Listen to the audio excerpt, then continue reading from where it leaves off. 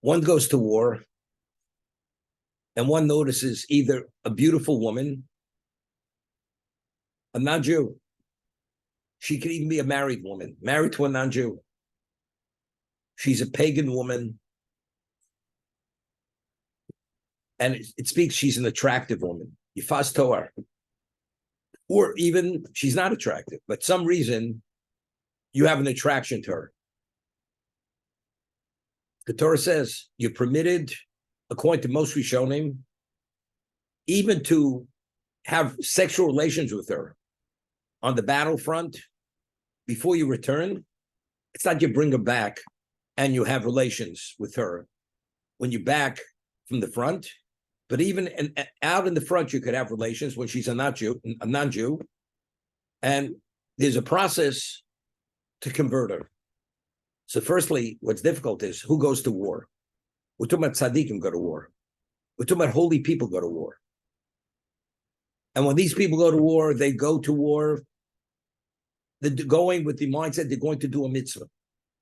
Do a mitzvah. So Rechaim HaKadosh has a problem here. We're talking about the most devout people are on the battlefield.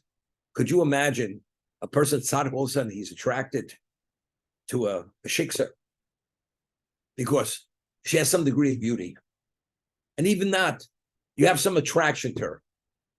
These people never lift their eyes to look at a woman or don't have any background in this area. And all of a sudden now they have a desire to the point they satisfy the sexual desire out in the battlefront. What's going on? And according to Rashi's Girsa, his text, you're not permitted to have relations until she converts.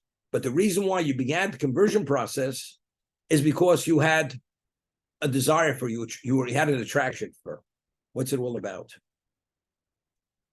And just to strengthen the question, he quotes a pasuk in Koheles where Shlomo says, "Ose mitzvah lo yeda davaro."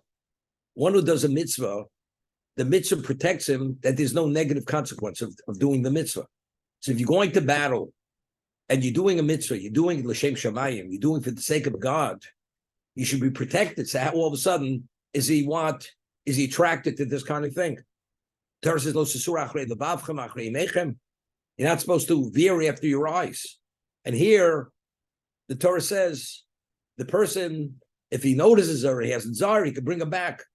Why? Suppress the feeling and forget about the shiksa. But Torah doesn't say that. So Rechaim HaKadosh says something interesting. If we say, when you do a mitzvah, the mitzvah protects the person. So there's a question. Why is it all of a sudden being attracted to this? To the beautiful non-Jewish woman, or if she has no beauty, but somehow there's some kind of level of attraction. Why? So he goes to explain, maybe I touched upon it yesterday, that at the time of the Chet of Adam Arishon, where Satan went and seduced Chava to eat of the tree of knowledge, and she fed it to Adam, what was the fruit of the Eitz Hadas? Tov v'ra. It contained what we talk about, evil, that if you integrate it in your being, there's a strong vulnerability to the evil inclination. You become addicted to evil, to be drawn after it. At that time, Satan had captured very special neshamos, souls. And when he captured those souls, they're locked in and they can't become part of Klal Yisrael. A person is able to convert. A person, but certain souls are locked away. They can't convert, even though they have a potential. Throughout history, we find that certain neshamos, because of certain circumstances or events, were released. And when they were released, they converted to become Jews. For instance, the primary example is what? Is Rus HaMoaviyah. Rus, who was a Moabite princess, she herself was one of the captured souls. due to those story, which you read in Rus, there was a famine. Elimelech went with his wife Naomi with their two sons to the plains of Moab, and so on and so forth. Eventually, the husbands died. Rus came back with her mother-in-law, and she wanted to convert. And ultimately, Boaz marries her, and she's the grandmother of David HaMelech. She was that special soul. Shmai Vavtalion, who were the Rabbeim of Hillel and Shammai, they were grandchildren of Nero, the Roman emperor. Reb Meir came from converts. Rabbi Akiva came from converts. The greatest Torah personalities of the history of Chazal were originally from converts. They came from the Neshamos, even though they themselves, when Rabbi Akiva was not a convert, he came from converts. Then the Neshamos were those special Neshamos, special souls, which were captured by what? By Satan, by the Samach Mem, by Sitra Achra, and there's times where they could be released. If a person goes to the battlefront, these are tzaddikim, and their mindset is they're doing a mitzvah. When you do a mitzvah, you're protected. So all of a sudden, there's a question to ask. If I'm doing a mitzvah, why all of a sudden is there an attraction? That itself is an alert that maybe this woman has that special neshama. And as a result of that, you have to run the gamut and go through many levels of experience, as the Torah describes, to make that determination, yes or no. And he says something interesting, and this is based on the Zohar. It's possible that you could have a non-Jewish soul, no relevance to that special neshama, but attached to that non-Jewish soul is a pure soul. Somehow it got locked into a non-Jewish soul. And that you have to detach that Jewish soul from the non-Jewish soul. And he gives an example. We find that Shem raped Dinah. He noticed Dinah, Shem, the prince of Canaan, the daughter of Yaakov, he rapes her. And when he says to her, why does your father have to purchase a piece of property here? The land is Rachvas Yodayim. I mean, it's expansive. It can be all yours, Rachvas, from the word Rachav, wide. It's Rachvas Yodayim. So based on the Zohar says that Shem had embedded his neshama, the neshama of Rav Chanina ben Trajon. Rav Chanina ben Trajon was one of the 10 martyrs who were killed by the Romans. He was the one who was wrapped in the Sifrei Torah and burnt at the stake. That's Rav Chanina ben Trajon. His neshama was attached to Shem, and when he had relations with Dinah, she was able to detach that neshama that became part of her. So when she passed away, that neshama became independent, and eventually that special neshama went into Rav Chanina ben Trajon. Rav Chanina ben Trajon was the father-in-law of Reb Meir. Gruria was the daughter of Chanina ben Trajon, who married Reb Meir. You understand? He's citing this from the Zohar. Rachbas Yudai Reish Chov Beis Tov. That's how you spell Rachbas. Is Rab Chanina ben Trajon. That's what those letters represent. So when Shem said that, he didn't even realize what he was saying.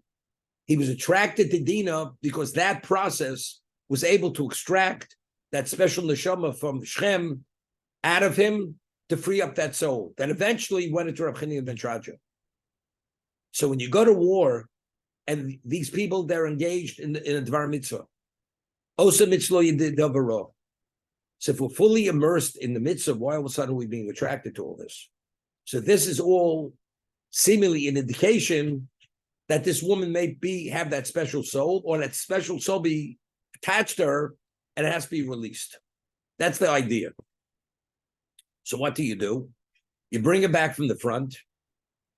You shave her hair, that she should not be attractive. She leaves her nails grow long. She removes her ornate garment, which makes her attractive. Pasuk Yud Gimel, ubochso v'yoshuv beisecha, and she lives in your home. See, visually, you see her day in and day out in this unattractive state. So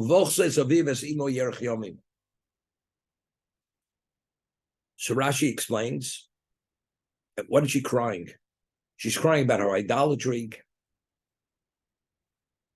And then you have relations with her. And if you still have an interest after all this level of discouragement, you still have an interest, you're permitted to take her as a wife. You convert her. Now, normally we know conversion, we discourage conversion. We learn from Rus HaMovia, the whole dialogue between Nami and Rus. Rus wanted to convert, and Nami continuously tried to discourage. You realize you become a Jew. You Shabbos, their liabilities, you can't be with any man you want, so on and so forth. She says, doesn't make a difference. I want to be a Jew. When she saw that she really is sincere, she stopped discouraging her. But initially, we discourage a convert from converting to see whether she's really sincere to convert for the sake of wanting to be a Jew. This woman here, there's no level of discouragement. It's all in the hands of the man. If he has that interest, he converts her. But of course, she has to agree. She has to accept and she has to abandon her idolatrous ways. What's it all about? The answer is because if after everything's said and done, you're still attracted, that means that's a confirmation she has that special neshama. And the neshama has to be released. And the only way it is released is only through this process. What I'm quoting you is the Orach Chaim HaKodesh. Okay? Now we find the Torah, now it says, and if you had no interest in her, you send her off. Even though normally a captive, when you take a captive war, she's your chattel. You have a right to sell her off as a slave woman. But here it says, no, if you have no interest, you let her go free. Because if you're not permitted to sell her as a chattel, you cannot afflict her, because you afflicted her. Why? So the Orach Chaim explains, before she underwent this process, she possessed that special soul. Meaning, even though her soul itself may have been that non-Jewish soul, but the process released that special soul that was attached to her. So what did you do?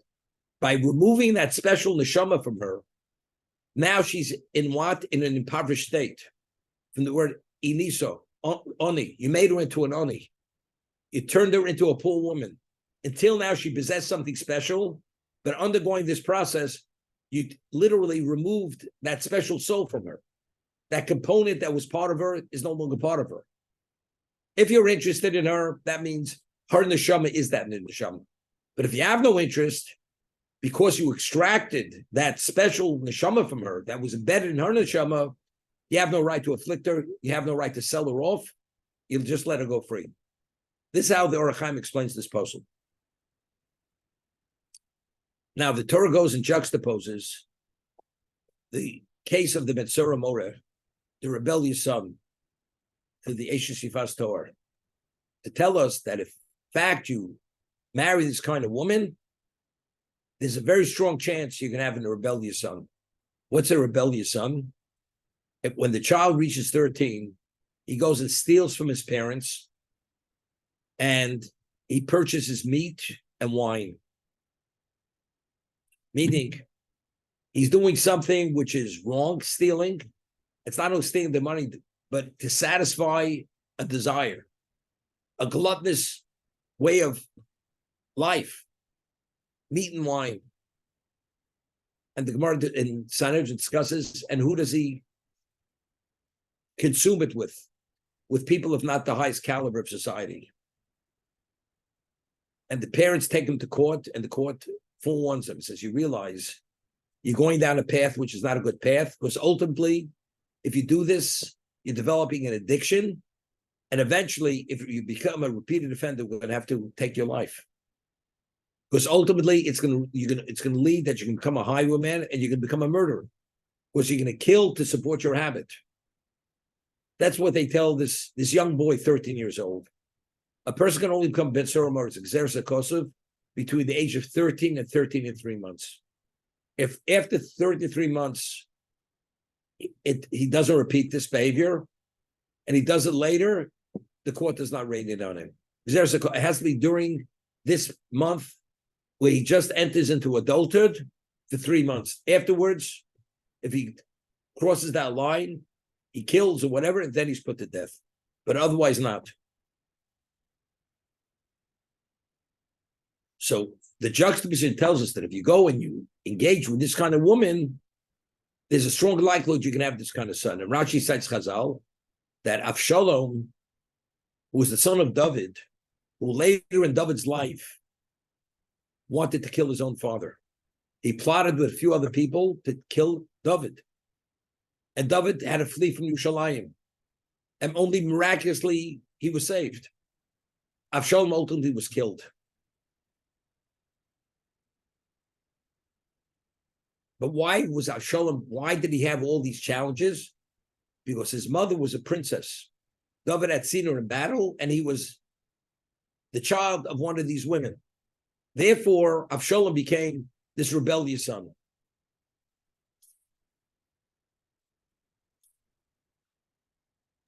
Rabbi? 1 second.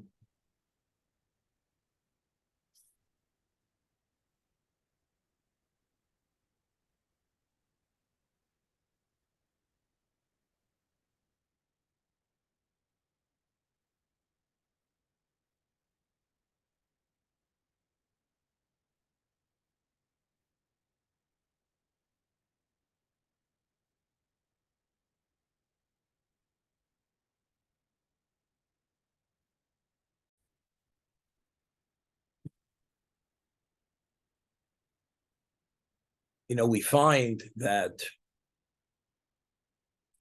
Satan is given certain power. For instance, on Yom Kippur, we have a Sor Lazozel. The two goats, which look identical, have the same cost, purchase price, and they're consecrated, and the Kohen Gadol draws a lot. One of the goats is Lashem, is we brought on Yom Kippur, Lashem as a korban. The other one is designated Lazozel. It's going to be taken out into the desert and thrown down a mountainside and dismembered. That's what Torah says. The Sor Lazozel, which we discussed in the Rambam Hilchos Tshuva, what does it carry? It carries all the sins of Klal Yisrael. All the sins of Klal Yisrael are carried on that goat. The person who takes that goat out into the desert, who's designated, he becomes contaminated. Why does he become contaminated? He's participating in an act to bring kapara for Klal Yisrael. That atones for the sins of Klal Yisrael. When he throws that goat down, if Klal Yisrael are worthy, the crimson cloth in the sanctuary miraculously turns white. But yet he's contaminated. So the Ramban explains, and the other Rishonim explained, that what is the basis for impurity, spiritual impurity? Chet, sin. The nether forces, which are created by sin. Because this animal is overloaded with a level of infectious waste, spiritual infectious waste. The person who takes this animal becomes contaminated for that reason. It's cited in Chazal, Rabbi Bachim cites it, that the man who takes this out to the desert, he does not live out his year. He's exposed because he's exposed to such an intensity of impurity, he dies, does not live out the year. Because he exposed himself to such a level of spiritual impurity. Now, what exactly is the concept? So Ramban says, asks many questions. If it's a korban has to be brought in the sanctuary. Where do we ever find a korban outside of the sanctuary? There's no such thing. And this is an atonement. What is it all about? So Ramban explains it with a moshel, with an allegory. A king makes a banquet for his subjects. And the only ones who are qualified to be invited to this banquet are his subjects, special subjects. What about the slaves? The slaves are not invited because they're not of the caliber to be invited. They don't qualify to be invited. But he's concerned, the king, that if the slaves, they could disrupt the meal because they'll feel they were denied and they're not acknowledged for whatever they are. They may create a level of disruption. Yom Kippur is the ultimate day of Rachmim. Who's the prosecutor of Klal Yisrael? Satan. That's the prosecutor. Prosecution means midas hadin. If Hashem allows the Satan to prosecute the record of Jewish people, that's midas hadin. That's the attribute of justice, according to the Ramban. So what does Hashem do? What is the location of the nether forces? What is their location? Which is Satan. It's the desert. The desert, which is desolate, which a human being cannot live out there. That's his location. That's where you find the shadim, all the nether forces, everything that represents something which is spiritual purity, is in the desert. By taking that goat to the desert, it's not a korban. It's not a korban. It's satisfying Satan. It's like throwing a crumb, a bone. This is your fare. This goat carries exactly what you accomplished. This is a distraction for Satan that he should not interfere to prosecute Klal Yisrael, that the Midas HaRachman should be in place on the highest level. That's the concept. Because otherwise, he's going to create a problem. So we keep him out. And by the time he comes back, the Jewish people are atoned. That's the concept. This is the Ramban. You understand? We hoodwinked Satan. This woman, Satan captured these neshamos, special souls, at the time of the Chet of Adam Rishon, when he ate of that tree of knowledge. I have to stop in a moment. Now, all of a sudden, during this process, we snatch it back. I'm here for 2,000 years. He had held the soul under his lock and key.